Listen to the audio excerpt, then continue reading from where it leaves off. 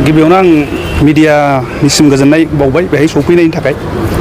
Actually जों बाहाय खुलिनायनि मेन खारना जाहैबाय जोङो क'क्राझारनिफ्राय गुवाहाटियाव थांनाय समाव गथ' गथाय लानानै फैयोबा मालाबा जानायनि थाखाय बहुद उसुबिदा जायो। सेरोखोम जों मोनजाया आरोना। बेनि थाखाय जों मा सानबाय बाहाय खुलियोबा जों रायजो राजानि थाखाय मोजां जागोन, जोंहा माबा मोनसे बिजनेस जागोन आरो लोगोसे माखासे मानसिफोरखौ जोङो कर्म संस्थापन होनो हागोन। मेन उद्देश्यआ जोंना बेनो। ओंखायनो रायजो राजा जाहाथे जोंखौ हेफाजाब होयो जों बेखौनो आसा खालामनाय थाबाय। गिबियावनो मिडिया चेनेलखौ बहुत बहुत धन्यबाद। बेयाव बुंनांगौथ' जेबो गैया।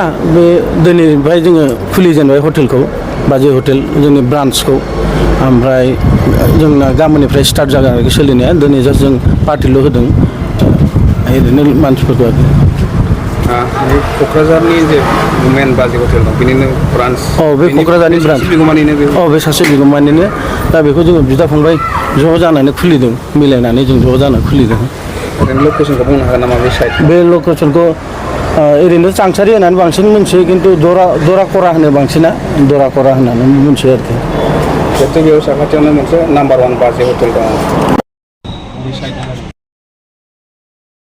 नाम्बार 1 जों नांजाबनाय खाथिनानो। मा मा गुवाहाटियाव जोंनाव ब्रान्सआव जा जा मोनो बेबो सेम बेयावनो बिदिनो मोनगोन आरोखि। बे समाव मा खावलायगोन रायजो राजा एबा पाब्लिक?